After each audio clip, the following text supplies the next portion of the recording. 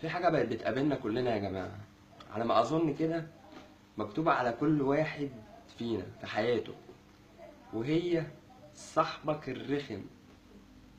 يعني متهيألي يعني كل واحد في دنيته دي لازم يطلع له حاجة زي كده يعني.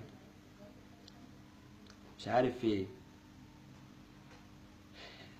اللي هو مثلا تبقى ماشي انت وهو في الشارع ولا حاجة، وتلاقيه فجأة راح مديك على قفاك، تروح تبص له كده اللي بيقول لك ها ها ها ها. هو ايه اللي ها ها ها؟ انت بتدينا على قفاها في الشارع؟ يقول لك انا كنت بهزر معاك. المفروض انت بقى تقول له حصل خير وبقى اضربني تاني.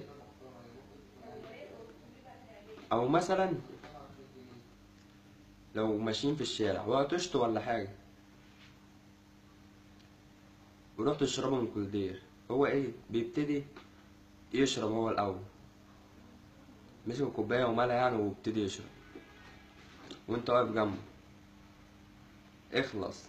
يقول لك يا عم اشرب كوبايه وهملاها لك، تشرب انت هتملاها لي كمان؟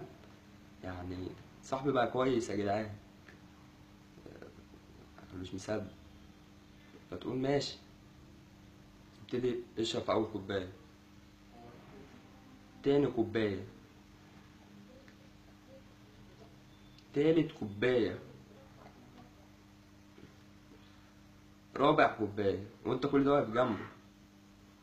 وبعد كده بعد ما يخلص يروح حاطط الكوبايه وماشي، ولا ملالك ولا عمل اي حاجه. طبعا انت ساعتها اصلا بتبقى يعني نسيت العطش ونسيت كل حاجه، بتبتدي تملى كوبايه الميه مش عشان تشرب، لا عشان تحدفه بيها. ده واحد من الصحاب الرخم. تالت واحد بقى مثلا يعني اللي هو تبقى ماشي انت وهو، يقابله واحد صاحبه نادى عليه وانت معاه، انت واقف مستنيه، فهو بيروح يكلم صاحبه وانت بتقف تستناه. هو بقى ايه، ايه ازيك يا محمد عامل ايه، وصاحبه بقى بيفضلوا يسلموا على بعض وانت واقف. مم. اخلص، يقول لك ثواني جاي على طول اهو. اه ماشي، وقفت انت برضو مستني. وده ايه الكلام واخد، ممكن يقعد يتكلم ربع ساعة يعني ولا في دماغه حاجة مستفزة قوي، وبعدين يجي لك بقى يقول لك هو انا اخرت عليك؟ لا خالص، انت جيت بسرعة قوي، انت ما بقالكش غير ساعتين تلاتة.